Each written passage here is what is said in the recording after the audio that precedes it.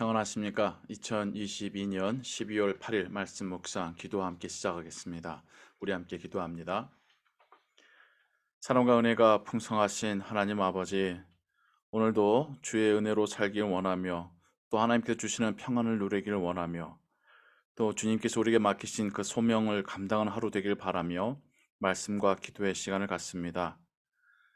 오늘 하루의 시간을 통하여 하나님께 영광을 돌리고 하나님께서 주시는 은혜들을 누리게 하여 주옵소서.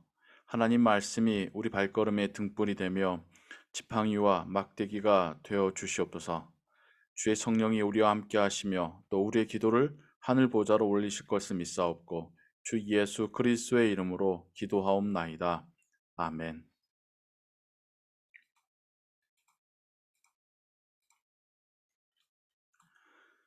오늘 읽으실 성경은 요한계시록 12장과 13장입니다. 오늘은 요한계시록 13장 1절에서 18절의 말씀을 같이 읽고 묵상하겠습니다. 내가 보니 바다에서 한 짐승이 나오는데 뿔이 열이요 머리가 일곱이라. 그 뿔에는 열 왕관이 있고 그 머리들에는 신성모독하는 이름들이 있더라. 내가 본 짐승은 표범과 비슷하고 그 발은 곰의 발 같고 그 입은 사자의 입 같은데 용이 자기의 능력과 보좌와 큰 권세를 그에게 주었더라. 그의 머리 하나가 상하여 죽게 된 것 같더니 그 죽게 되었던 상처가 나음에 온 땅이 놀랍게 여겨 짐승을 따르고 용이 짐승의 권세를 주므로 용에게 경배하며 짐승에게 경배하여 이르되 누가 이 짐승과 같으냐 누가 능히 이와 더불어 싸우리요 하더라. 또 짐승이 과장되고 신성모독을 말하는 입을 받고 또 42달 동안 일할 권세를 받으니라. 짐승이 입을 벌려 하나님을 향하여 비방하되 그의 이름과 그의 장막 곧 하늘에 사는 자들을 비방하더라. 또 권세를 받아 성도들과 싸워 이기게 되고 또 각 족속과 백성과 방언과 나라를 다스리는 권세를 받으니 죽임을 당한 어린 양의 생명책에 창세 이후로 이름이 기록되지 못하고 또 이 땅에 사는 자들은 다 그 짐승에게 경배하리라. 누구든지 귀가 있거든 들을지어다. 사로잡힐 자는 사로잡혀 갈 것이요 칼에 죽을 자는 마땅히 칼에 죽을 것이니 성도들의 인내와 믿음이 여기 있느니라. 내가 보매 또 다른 짐승이 땅에서 올라오니 어린 양같이 두 뿔이 있고 용처럼 말을 하더라. 그가 먼저 나온 짐승의 모든 권세를 그 앞에서 행하고 땅과 땅에 사는 자들을 처음 짐승에게 경배하게 하니 곧 죽게 되었던 상처가 나은 자니라.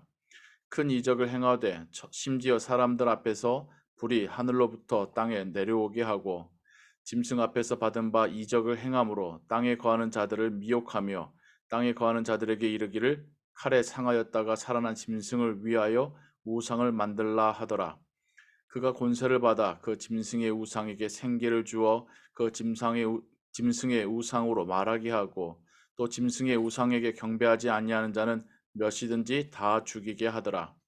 그가 모든 자, 곧 작은 자나 큰 자나 부자나 가난한 자나 자유인이나 종들에게 그 오른손이나 이마에 표를 받게 하고 누구든지 이 표를 가진 자 외에는 매매를 못하게 하니 이 표는 곧 짐승의 이름이나 그 이름의 수라. 지혜가 여기 있으니 총명한 자는 그 짐승의 수를 세어보라. 그것은 사람의 수니 그의 수는 666이니라. 이것은 하나님의 말씀입니다. 아멘. 요한계시록은 계속해서 초대교회 성도들에게 그들이 당하는 이 환란이 하나님의 뜻과 주권 아래 있음을, 하지만 이것이 오래가지 못하고 하나님께서 승리하실 것임을 요한계시록을 통하여서 말씀하고 있습니다. 요한계시록 12장에서 하늘나라의 영적 전쟁이 시작되었음을 우리에게 말해주고 있고, 13장에서는 이 땅에서 일어나는 그 영적 전쟁과 또 사단의 권세를 받은 이들의 어떤 세상을 지배하는 것 같은 일시적인 모습들, 또 그들의 능력에 대한 사람들의 공포심이, 또 그들이 모든 정치와 경제와 사회를 전반적으로 쥐고 있고, 또 그리스도인들이 그 속에서 살아가야 되는 그 힘든 삶에 대하여서 짐작해 하는 그런 표현들이 나옵니다. 요한계시록 13장에서 묘사되는 이 짐승, 특별히 이 두 짐승에 대하여서 많은 상상과 또 해석들이 있습니다. 그런데 이 요한계시록 13장에 나오는 이 내용이 너무 매우 유사하게 다니엘 7장에 나오고 있습니다. 하나님께서는 이미 구약 시대에 다니엘을 통하여서 다니엘이 살고 있었던 그 바벨론과 그 이후에 올 페르시아, 그 다음에 그리스, 그 다음 마지막 로마라고 하는 이 네 개의 큰 제국들이 이 세상에 등장할 것이고, 또 그 제국들로 인하여서 하나님의 백성들이 환난을 받게 되지만 하나님께서는 승리하시고 그들을 이 짐승들을 무릎 꿇일 것이다. 그리고 하나님의 나라가 이 땅 가운데 임할 것이다 라고 하는 것을 다니엘에게 말씀해 주셨습니다. 요한계시록 13장에도 그 동일한 내용이 다시 한번 나오고 있습니다. 여기에 보면 뿔이 10개고 머리가 7이라고 하는 짐승도 다니엘서 7장에 나오고 있는 짐승이고요. 다니엘서에서는 표범, 사자, 그리고 곰, 이 세 짐승과 함께 또 형체를 정확히 알 수 없는 더욱 강력한 네 번째 짐승을 이야기하는데, 요한계시록에서는 첫 번째 짐승이 표범 같고 곰 같고 사자 같다. 그래서 용으로부터, 사탄을 상징하는 용으로부터 능력과 보좌와 큰 권세를 받았다라고 말합니다. 다니엘서 7장에 말하는 이 세 가지의 제국의 의미이지요. 이 네 번째는 다니엘서에서나 또 요한계시록에서 따로 구별해서 말하고 있습니다.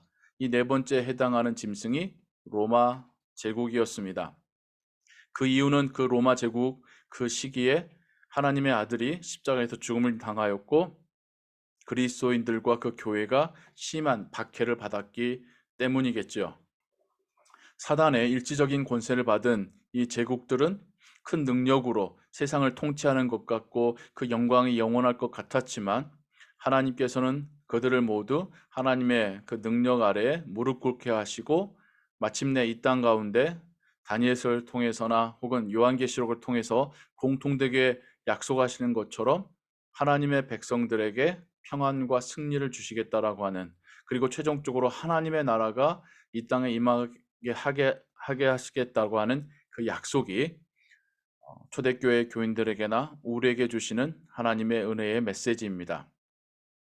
그리고 여기에 마지막 글에서 말하고 있는 666도 이 숫자를 문자로 환산하면 로마의 황제 네로를 상징한다고 하는데요. 이렇듯 그리스도인들이, 로마 제국 시대에 살던 그리스도인들이 심지어 이 매매하는 것조차도 쉽게 할 수 없었고 많은 박해와 또 어려움과 가난을 겪었어야 했었던 그 상황들을 우리에게 어떤 상징적인 숫자와 이미지를 통하여서 요한계시록은 말해주고 있습니다. 하지만 그럼에도 불구하고 이 모든 일의 결론은 하나님께서 승리하실 것이라는 것입니다. 오늘날 우리의 시대에도 마찬가지입니다. 이 모든 것이 연장선상에 있습니다. 하나님께서는 승리하실 것이고 그 어떤 권세도 어떤 능력도 하나님 앞에서는 무릎을 꿇게 될 것입니다. 그러기에 우리가 믿고 바라봐야 될 나라는 하나님의 나라이고, 또 하나님께서 승리하실 것을 믿고 기다리는, 또 의지하는 그런 믿음이 필요하겠습니다. 세상이 계속해서 어두워지는 것 같고 세상이 더욱더 악해지는 것 같지만, 그럴수록 더욱더 하나님의 은혜가 새벽별처럼 밝게 빛나며 우리가 걸어가야 될 길을 우리에게 비춰주고 있음을 믿습니다. 더욱더 하나님의 은혜 가운데 두려움이 아닌 용기를 가지고, 혼란이 아닌 지혜를 가지고 살아가시는 하나님의 자녀들 되시기를 주님의 이름으로 축원합니다. 기도하겠습니다. 하나님께서는 구약의 선지자를 통해서나 또 신약의 사도를 통해서 하나님의 나라와 그 백성들이 이 땅 가운데서 잠시나마 어려움을 겪게 될 것을 말씀하십니다. 하지만 그것이 끝이 아니라 하나님의 나라가 승리하며 도래할 것을 공통적으로 또한 약속하고 계십니다. 우리는 그 약속을 믿고 또 그 나라를 기다립니다. 하나님, 우리가 이 세상 살면서 세상의 권세로부터 때로는 우리의 믿음과 또 우리의 신앙이 위협을 받거나 때로는 조롱을 받을 때도 있습니다. 우리가 그럼에도 불구하고 더 위대하시고 더 크시고 능력 있으신 하나님을 믿고 의지하며 더욱더 하나님께 기도하며 하나님의 나라를 가슴에 품고 살아가는 주의 자녀들 되게 하여 주옵소서. 주 예수 그리스도의 이름으로 기도하옵나이다. 아멘. 주기도문합니다. 하늘에 계신 우리 아버지여, 이름이 거룩히 여김을 받으시오며 나라의 마옵시며 뜻이 하늘에서 이룬 것 같이 땅에서도 이루어지이다.